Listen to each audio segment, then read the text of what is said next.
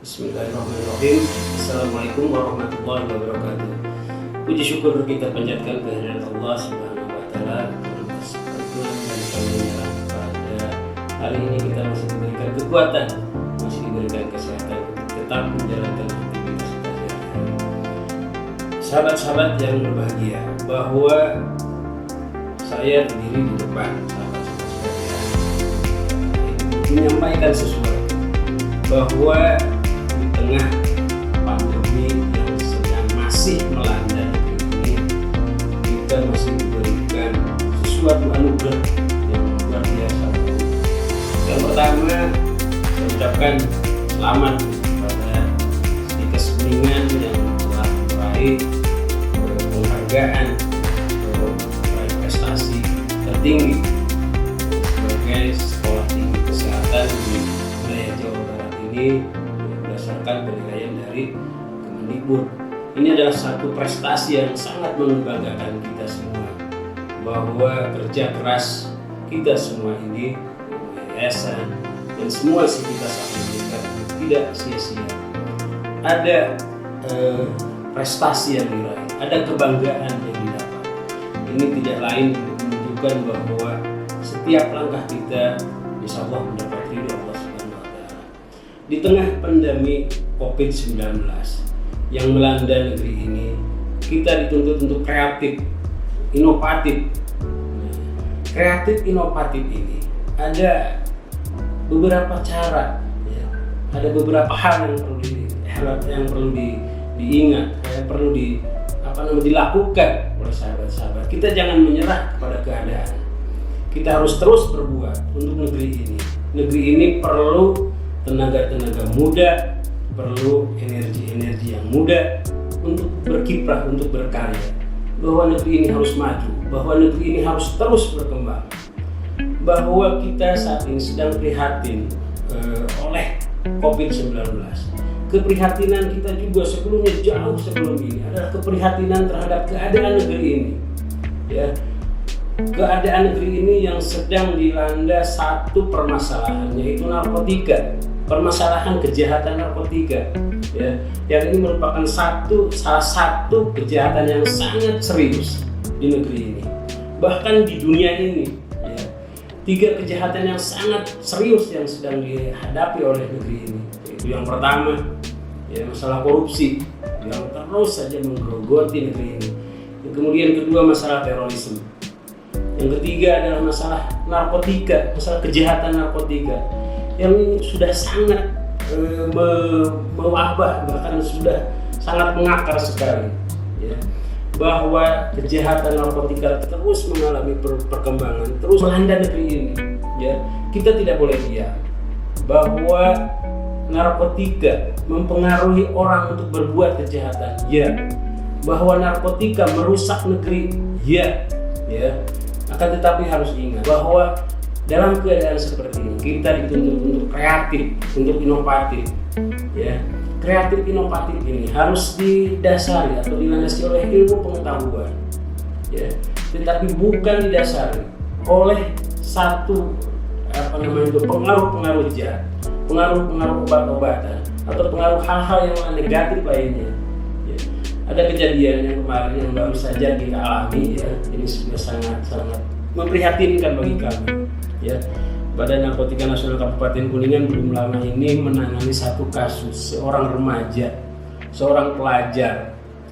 Dia seorang pelajar salah satu SMA di Kuningan.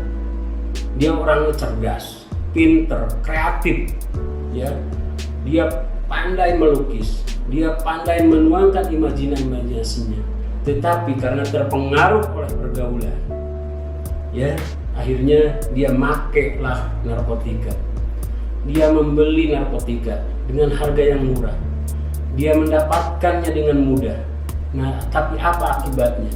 Dia konsekuensinya harus berurusan dengan hukum. Kemudian masa depannya seperti apa? Ya, masa depannya sudah sedikit sudah teracuni, ya. Oleh karena narkotika adalah sesuatu zat, suatu obat, ya, yang meracuni, yang merusak otak-otak manusia, otak-otak generasi muda. Nah, ini agar kita pahami bahwa Ya, kejahatan narkotika ini kalau diibaratkan sebuah pohon, ya, itu adalah akarnya. Menggerogoti akar sama dengan itu menggerogoti tumbuhannya. Dia akan mati, ya. Kalau mungkin yang digerogoti daunnya seperti ulat, ya yang akan yang akan habis ya hanya daunnya. Ketika digerogoti dahannya yang akan habis dahannya, tetapi ketika digerogoti akarnya, maka yang habis adalah pohonnya, maka pohonnya akan mati. Nah, narkotika saat ini merupakan satu kejahatan yang sangat serius yang sedang dihadapi oleh bangsa Indonesia. Ya. Kenapa? Dari jumlah pengguna atau penyalahguna, pemakai yang setiap hari terus mengalami peningkatan. Kedua, orang yang meninggal dunia karena overdosis obat-obatan ini juga sangat memprihatinkan. Menurut data pada kami, kurang lebih satu hari 33 orang meninggal dunia karena kecanduan, karena menggunakan narkotika. Nah, ini adalah satu kejadian, satu momen yang sangat memprihatinkan bagi kita. Oleh karena itu ya, pada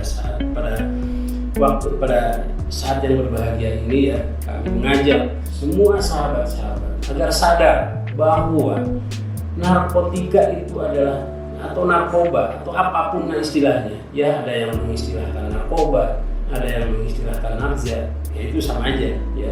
Dan narkoba adalah narkotika, psikotropika dan obat-obatan, atau nafza, narkotika, psikotropika dan zat adiktif.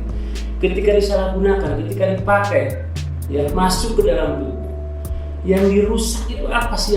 Yang pertama itu adalah susunan sel saraf pusat otak. Ya, seseorang ketika mengkonsumsi, menggunakan, ya, menyalahgunakan, yang dirusak yang pertama adalah susunan sel saraf pusat otak. Nah, bagaimana ini kalau misalnya terus dipakai secara terus menerus dalam waktu yang lama? Nah, ini juga sangat memprihatinkan, dan juga ini satu waktu mungkin kalau dibiarkan bahwa generasi muda terutama yang menggunakan atau menyalahgunakan narkotika atau nafza, kalau dibiarkan maka akan terjadi lost generation. Nah, bangsa-bangsa penjajah, bangsa-bangsa yang senang berekspansi kepada negara-negara berkembang, ya, saat ini menggunakan narkotika, penyalahgunaan narkotika ini sebagai satu senjata untuk melumpuhkan satu negara. Ya, melumpuhkan satu negara dengan kekuatan militer itu sangat sulit. Tetapi ketika melumpuhkan negara dengan dibanjiri oleh zat-zat narkotika, ini sangat mudah sekali. Sejarah berkata bahwa ya, ini zaman dulu China atau Tiongkok pernah hancur, ya, mengalami satu kehancuran, ya, pada zaman dulu, ya. Karena apa? Bukan karena lemahnya tentara pada saat itu, tetapi mereka dihancurkan oleh strategi yang namanya perang candu, ya. Para tentaranya, para petinggi-petinggi militernya, para petinggi-petinggi negaranya itu dicekoki oleh yang namanya candu. Akhirnya mereka hanya berpikir untuk bagaimana mabuk, bagaimana senang-senang, tidak memikirkan bagaimana kemajuan negara. Akibatnya apa? Mereka bisa dikalahkan oleh Inggris yang negara di Eropa, yang negara kecil, ya. Nah, itu ya dahsyatnya kerusakan yang bisa ditimbulkan oleh penyalahgunaan narkoba, ya. Oleh karena itu saya mengajak pada semua elemen masyarakat, terutama mahasiswa, ya, bahwa di tengah situasi pandemi ini, marilah kita berkreatif, marilah kita berinovatif, ya, tanpa narkoba.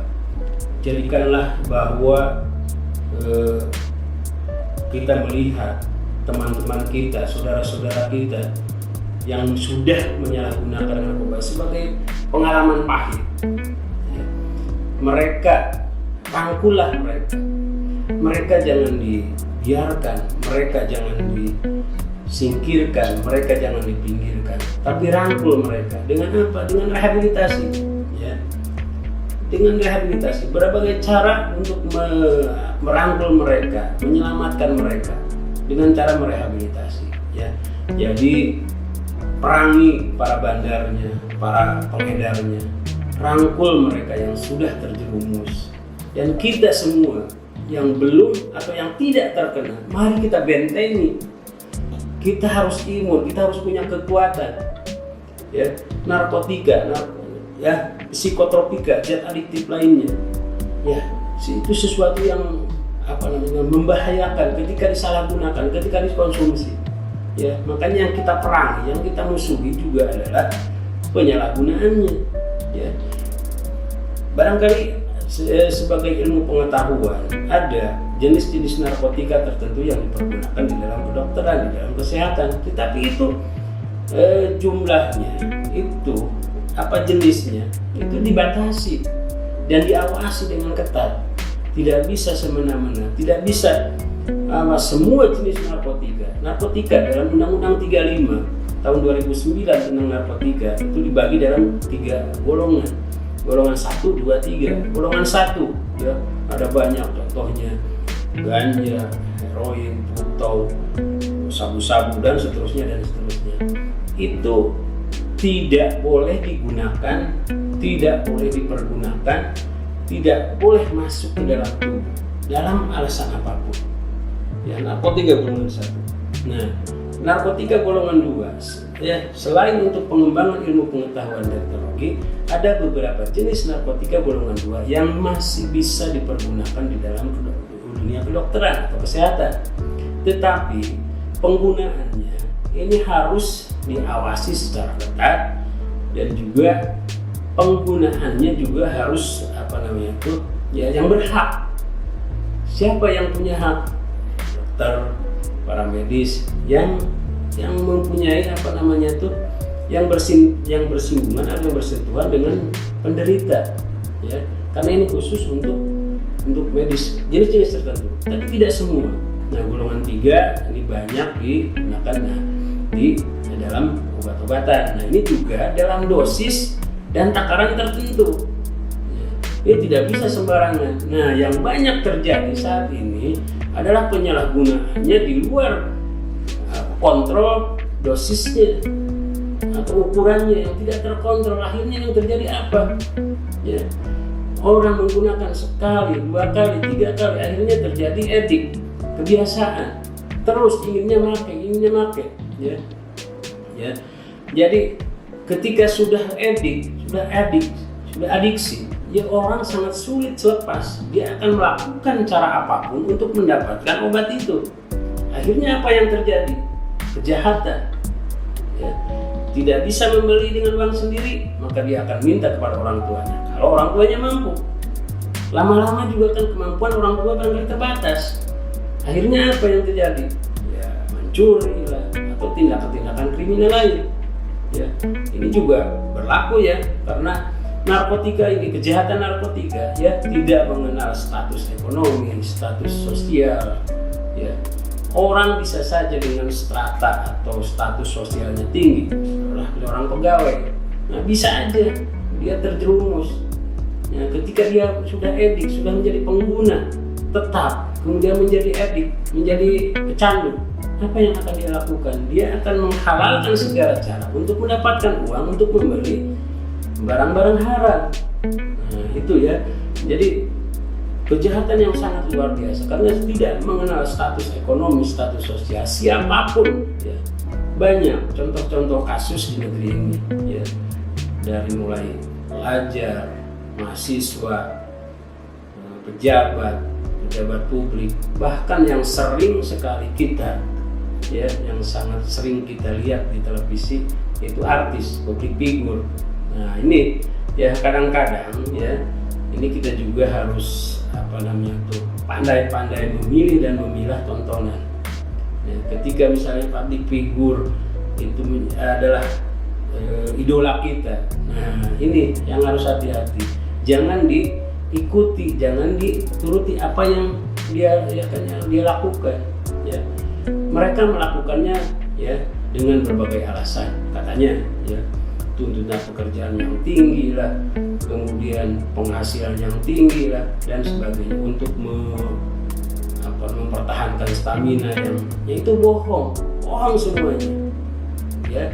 Bahwa kreativitas, bahwa kekuatan tubuh itu bukan dibentuk oleh yang namanya zat-zat narkotika, zat-zat psikotropika atau obat-obatan ya. Itu hanya kamuflase kalau mereka menggunakan itu ya, hanya sesaat ya. Ketika mereka sudah edik, sudah ketagihan, apa yang terjadi? Tubuh ya, imunitas tubuh semakin menurun, kreativitas akan semakin kendor ya. Karena apa? Yang dirusak itu kan sel-sel pusat otak. Mereka tidak lagi akan berpikir jernih, mereka tidak akan lagi berpikir bagaimana untuk menggali kreativitas, tidak ya. Pada saat itu ya mungkin ya, karena apa? Itu kamuflase, kebohongan, membohongi ya. Jadi ya, yang nyata aja, yang real aja. Kita ingin berprestasi harus belajar, ingin punya hasil yang terbaik adalah dengan bekerja keras, bukan dengan dorongan narkotika, bukan dengan menggunakan narkoba ya. Beberapa jenis ya narkotika yang sekarang ini di Indonesia atau bahkan Kabupaten Kuningan yang sedang mulai trennya ada naik nih berdasarkan beberapa kasus ya. Contohnya sabu-sabu ini, sabu-sabu itu ya bukan sarapan bubur ya. Nah, tapi sabu itu satu jenis narkotika golongan satu yang sekarang sudah mulai banyak nih. Hati-hati ya, hati-hati dengan jenis narkotika tersebut, karena yang banyak beredar itu adalah yang udah KW berapa gitu. Yang aslinya sendiri yang harganya mahal itu dicampur berbagai zat, akhirnya diedarkan ya, jadilah yang kualitasnya yang sangat ini, kualitas semakin rendah ya. Ini untuk mempengaruhi kerusakan tubuhnya, jadi semakin mempercepat kerusakan tubuh yang diderita bagi si pemakai ya. Jadi ya saya harapkan ini ya, kita harus wanti-wanti, jaga diri kita, jaga lingkungan kita ya, lingkungan di mana kita tinggal, di mana kita melakukan aktivitas ya, melakukan aktivitas sosial, aktivitas menuntut ilmu ya. Jaga nama baik alma mater kita yang tercinta ini, Stikes Kuningan, Stiku ini ya, agar tetap jaya, agar semakin maju dengan prestasi ya. Saya tidak ingin bahwa ada ya, warga Stikes ini menggunakan narkotika, menjadi pengedar, menjadi kurir. Wah, itu sangat tidak kami harapkan, karena sejak tahun 2012 saya masih ingat bahwa Stikes Kuningan sudah mencanangkan sebagai kawasan atau kampus yang bersih dari penyalahgunaan dan peredaran gelap narkoba. Saya berpesan, saya wanti-wanti kepada mahasiswi baru untuk jangan sekali-kali tergiur, bujuk rayu ya, menggunakan narkoba yang katanya itu memacu kreativitas, memicu inovasi yang bagus. Itu bohong ya, itu bohong sama sekali. Bahwa kreativitas itu harus dibangun, harus dengan belajar ya, belajar dan belajar. Barangkali waktu yang singkat ini insya Allah kita nanti akan ketemu lagi nih, waktu yang panjang gitu ya, membicarakan atau ngupas tentang narkotika, psikotropika, zat adiktif, nakzia atau narkoba ini. Waktunya harus panjang gitu ya, biar kita sebagai komprehensif, tapi sebagai gambaran bahwa ya, tadi sudah saya sampaikan bahwa negeri ini ya, selain saat ini sedang menghadapi satu wabah yang sangat memprihatinkan yang belum juga tuntas ya, negeri ini sebelumnya jauh-jauh hari sudah dilanda satu kejahatan yang sangat serius, yaitu kejahatan penyalahgunaan dan peredaran gelap narkoba. Karena itu ya, saya mengajak ke semua elemen bahwa mari kita perangi, mari kita musuhi ya, peredaran dan penyalahgunaan narkoba.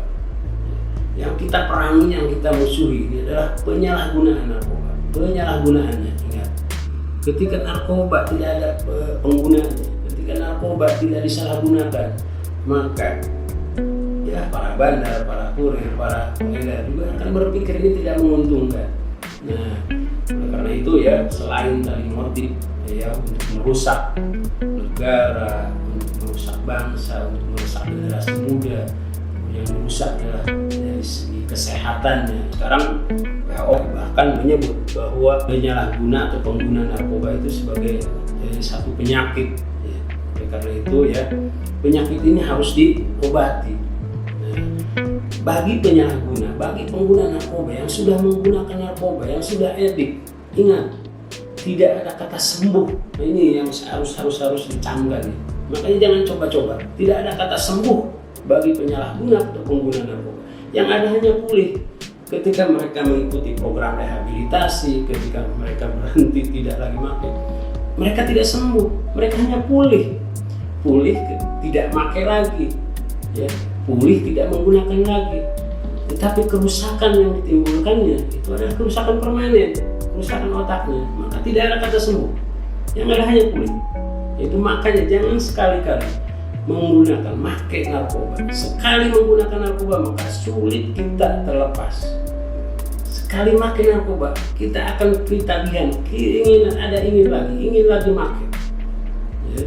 Oleh karena itu ya, jangan pernah kita berpikir coba-coba, jangan pernah kita berpikir untuk iseng-iseng makan, iseng-iseng nyari, ya, iseng-iseng apalagi iseng-iseng mengedarkan. Konsekuensinya hukum. Ya.